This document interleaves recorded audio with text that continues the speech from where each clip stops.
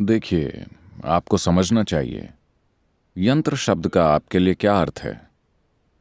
यंत्र एक मशीन, ये एक मशीन या एक औजार है। औजारों की शक्ति ने ही इंसान को इस धरती पर सबसे शक्तिशाली बनाया है। अगर हमें औजारों का इस्तेमाल करना ना आता तो शायद चींटियों का एक झुंड हमारे ऊपर हावी हो जाता। ये एक सच्चाई है। अगर आपको औजारों का इस्तेमाल करना ना आता हो तो बाघों की जरूरत ही नहीं है।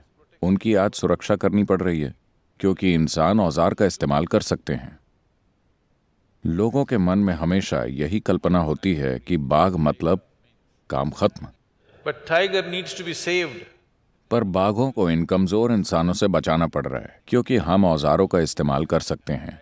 बाघ औजार का इस्तेमाल नहीं कर सकता या फिर इस्तेमाल करना नहीं जानता।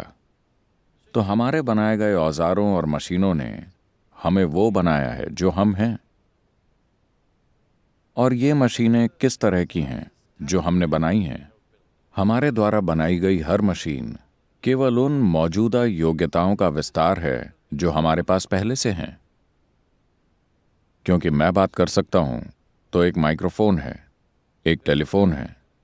क्योंकि हम देख सकते हैं तो एक माइक्रोस्कोप है, एक दूरबीन है। क्योंकि हम चल सकते हैं तो हमने साइकिल और दूसरे तरह की चलने वाली चीजें बनाई। मान लीजिए हम पेड़ों की तरह बने होते, एक ही जगह जमे होते, तो क्या हम साइकिल बनाते? मैं पूछ रहा हूं। हमने जो भी किया है, हर एक औजार और मशीन जो हमने बनाई है, वो सिर्फ उसका एक विस्तार है जो हम पहले से ही कर सकते हैं। जो आप यहां से नहीं देख सकते वो आप दूरबीन के द्वारा देख सकते हैं, बहुत दूर तक। एक औजार के बिना आप ऐसा नहीं कर पाते।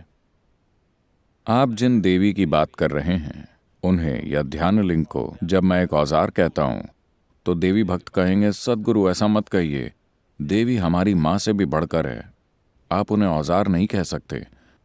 मैंने कहा ठीक है, आपको ऐसी परेशानी है, आप आश्रम आइए, 3 दिन यहां रुकिए, मैं आपको पाइपलाइन ठीक करने का काम दूंगा।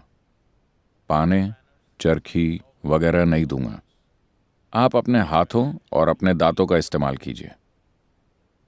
3 दिन में आप अपने आधे दांत और उंगलियां खो देंगे। 3 दिनों के बाद मेरे पास आइए, मैं आपको स्पैनर दूंगा। आप उस स्पैनर की पूजा करेंगे या नहीं? एक औजार की यही शक्ति है। तो आपको यह समझने की जरूरत है This is a godless country.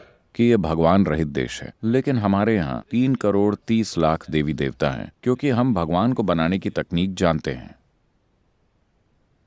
Yes. हमने ऐसे ऊर्जा रूप बनाने शुरू किए जो एक खास तरीके से काम करते हैं। और हम ऐसे ऊर्जा रूप बना सकते हैं जो आपको एक व्यक्ति के रूप में पहचान सकते हैं। हम सामान्य रूप बना सकते हैं जो सभी के लिए फायदेमंद हो, या हम एक खास रूप बना सकते हैं जो आपको एक व्यक्ति के रूप में पहचान सके। आपने कुल देवताओं के बारे में सुना है? इसका मतलब है उन्हें इस तरह तैयार किया गया है कि वो आपके वंश को पहचानेंगे और आपके लिए सिर्फ तभी कारगर होंगे जब आप उस वंश के होंगे। अगर आप कोई और हैं तो ये आपके लिए कारगर नहीं होंगे। हम पूरी तरह उलझ गए हैं और हम इसे अब ठीक से नहीं समझते। इसे आजकल ठीक से किया नहीं जाता, वो अलग बात है, पर मूल रूप से हम उन्हें बना सकते हैं। अरे ये असली अंधभक्ति लगती है। देखिए, इस देश में कितनी ही चीजें हो चुकी हैं, लेकिन जब तक पश्चिम उन्हें मान्यता नहीं देता, उन्हें सच नहीं माना जाता, है ना? क्या आपने रामानुजम के बारे में सुना है? रामानुजम ने 100 साल से थोड़ा पहले गणित के सिद्धांत लिखे थे। कोई भी पता नहीं लगा सका कि वो क्या हैं। 2010 में उन्हें पता चला कि उनके द्वारा लिखे गए कुछ सिद्धांत ब्लैक होल्स के बारे में समझाते हैं। जब 1910 या 1908 में उन्होंने ये लिखे थे तो वैज्ञानिकों के बीच ब्लैक होल का कोई विचार ही नहीं था, पर उन्होंने ब्लैक होल पर सिद्धांत बनाया था।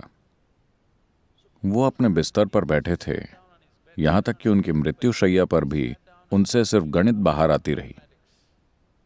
लोगों ने पूछा, ये कहां से आ रहा है? उन्होंने कहा, मेरी देवी। मैं बस देवी से प्रार्थना करता हूं और ये ज्ञान मुझे मिलने लगता है।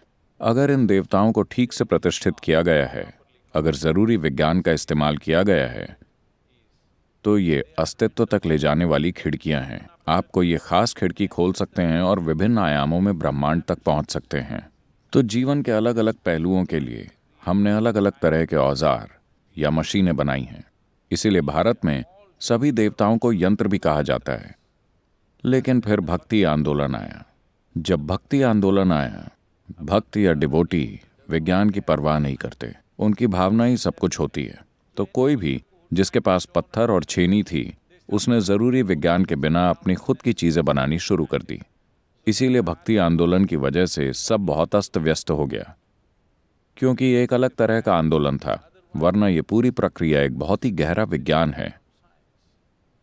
सिर्फ आप ही नहीं, हजारों लोग हैं जिनके घरों और कार्यालयों में अविघ्न यंत्र है।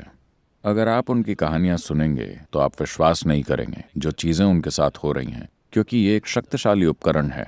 आपको बस इसका उपयोग करना सीखना है। उपयोग करना सीखने पर यह जबरदस्त तरीके से काम करेगा।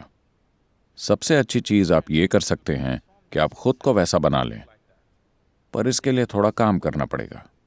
अगर आप काम करने को तैयार हैं तो हम आपकी प्राण प्रतिष्ठा कर सकते हैं। मैं आपको एक जीवित चलता फिरता मंदिर बना सकता हूं, अगर आप चाहें। एक जीवित इंसान की प्राण प्रतिष्ठा करना सबसे आसान है, लेकिन मनुष्यों के साथ समस्या ये है कि वो हर 2 मिनट में यू टर्न ले लेते हैं। इसलिए हम पत्थर और दूसरी चीजों को चुन रहे हैं जो आपसे ज्यादा भरोसेमंद है।